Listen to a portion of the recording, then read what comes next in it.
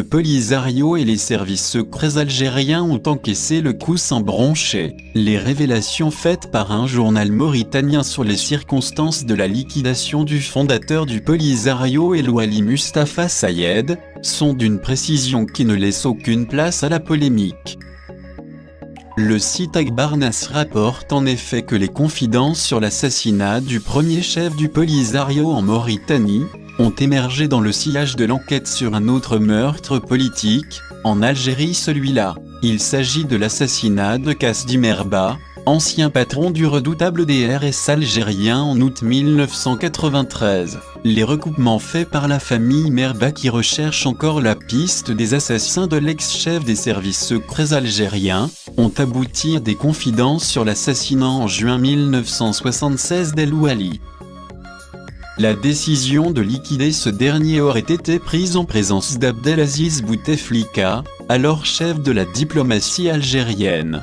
Toutefois, l'assassinat du fondateur du Polisario ne serait pas lié à son parcours personnel passé à se déplacer entre les villes marocaines de Marrakech, Taroudant et Rabat. La liquidation d'El Ouali serait plutôt la conséquence des contacts qu'il avait eus, 2 mois avant son assassinat, avec des membres des Emma Hélénine, l'influente famille sahraoui. En avril 1976, El Ouali leur aurait exprimé sa profonde conviction que la solution de la question du Sahara occidental est à rechercher avec le Maroc et qu'il était prêt à des discussions avec les autorités marocaines.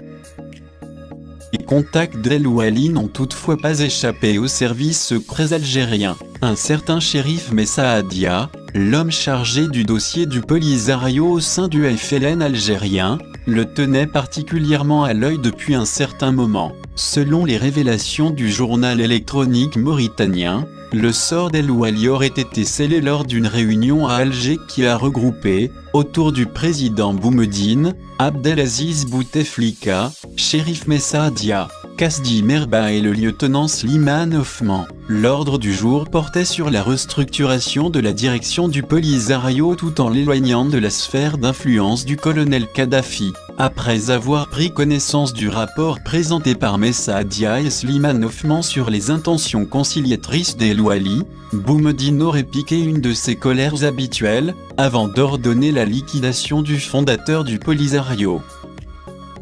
الجيش الموريتاني يخوض المعارك ببسالة مذهلة في عين بنتيلي إنال دير مقرين عين بنتيلي إنها 3 مدن موريتانية مسالمة تقع كلها داخل حدود سنة 1960.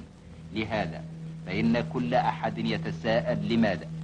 إن السبب هو أن فخامة الرئيس الأستاذ المختار الداداه قد رفض في 10 نوفمبر 1975 في بشار بالجزائر تهديدات بومدين، كما رفض الإمبريالية الجديدة التي تختفي وراء ستار الأخوة في الدين والدم. والسبب أيضا هو أن فخامة الرئيس الأستاذ المختار الداداه رجل يفي بعهده، فقد التزم أمام شعبه بتوحيد وطنه في ظل الصداقة المستعادة مع المملكة المغربية الشقيقة، وهي الصداقة التي سبق للجزائر نفسها أن أيدتها. إنها لشهادات محرجة تقدمها قبعات الضباط الجزائريين، وهي القبعات التي عثر عليها في ساحة المعركة في عين بنتيلي.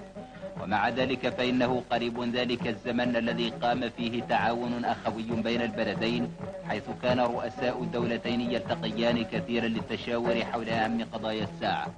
غير أن ضغط بشار أنهى هذا التعاون الذي لم يستطع إخفاء المطامع الأنانية للقادة الجزائريين وخططهم الجنونية المتمثلة في السعي وراء الحصول على تأييد بلادنا لنيل منفذ على المحيط الأطلسي بواسطة إنشاء دولة مستقلة مزعومة تابعة للجزائر. هكذا ضربت الجزائر عرض الحائط بتوصيات الدين الإسلامي الحنيف، واتخذت أمام التاريخ مسؤولية جسيمة.